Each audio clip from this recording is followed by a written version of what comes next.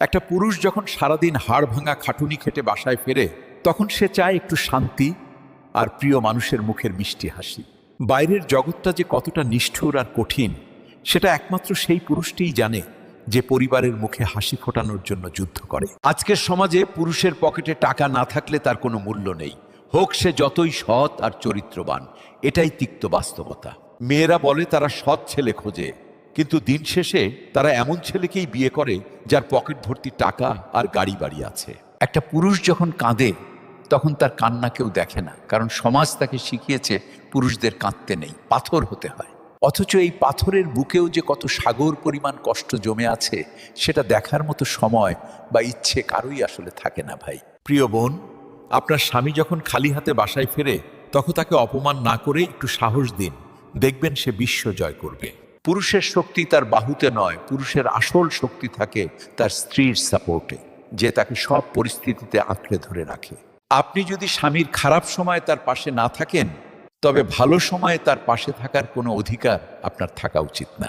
আজকাল অনেক নারীই চায় স্বামী হবে আলাদিনের চেরাগ, ঘষা দিলেই সব শখ পূরণ হবে, কিন্তু মানুষ হিসেবে তাকে ভাবে না। মনে রাখবেন, যে পুরুষ তার পরিবারের জন্য নিজের সব শখ বিসর্জন দেয়, তার মতো মহৎ মানুষ এই পৃথিবীতে আর দ্বিতীয়টি নেই।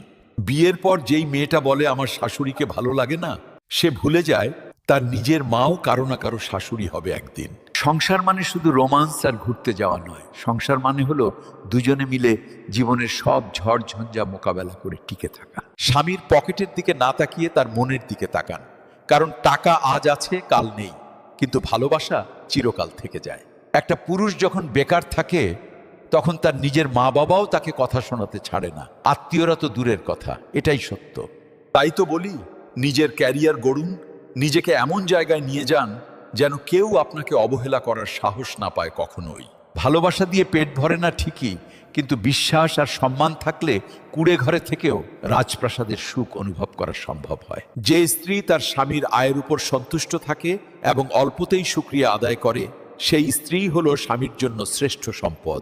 আর যে পুরুষ পরনারীর দিকে না তাকিয়ে নিজের স্ত্রীর মধ্যেই সব সুখ খুঁজে নেয়, সেই পুরুষই হলো আসল মুমিন আর চরিত্রবান। সম্পর্কের ফাটল ধরে তখন যখন আমরা একে অপরের ভুলগুলো খুঁজতে থাকি, অথচ গুণগুলোর দিকে একটুও নজর দিই না কখনো। আপনার স্বামী হয়তো আপনাকে দামি উপহার দিতে পারে না, কিন্তু সে আপনাকে যে সম্মান আর নিরাপত্তা দেয়, তা অমূল্য রতন। তাই স্বামীদের বলছি, স্ত্রীকে শুধু ঘরের রাঁধুনি ভাববেন না, সে আপনার অর্ধাঙ্গিনী, তাকে তার প্রাপ্য সম্মানটুকু বুঝিয়ে দিন। আর স্ত্রীদের বলছি, স্বামীর রোজগার নিয়ে খোঁটা দেবেন না, সে তার সাধ্যমতো চেষ্টা করছে আপনাদের ভালো রাখার জন্য সর্বদা।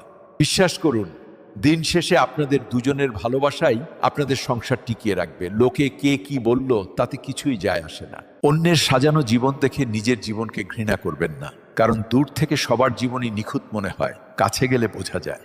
আপনারা এক একের পরিপূরক হন, প্রতিযোগী হবেন না। সংসার কোনো যুদ্ধক্ষেত্র নয় যে এখানে একজনকে জিততেই হবে সব সময়। ধৈর্য ধরুন, ভালো সময় আসবেই।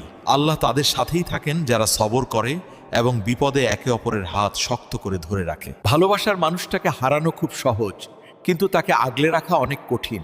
তাই ইগো বিসর্জন দিয়ে ভালোবাসতে শিখুন আজই। এই কথাগুলো যদি আপনার বিবেককে জাগ্রত করে থাকে, তবে নিজের সঙ্গীকে আজই বলুন যে আপনি তাকে কতটা ভালোবাসেন মন থেকে। সম্পর্ক সুন্দর রাখতে চাইলে ছাড় দিতে শিখুন, কারণ নিখুঁত মানুষ কেবল গল্পেই পাওয়া যায়, বাস্তব জীবনে মানিয়ে নিতে হয়।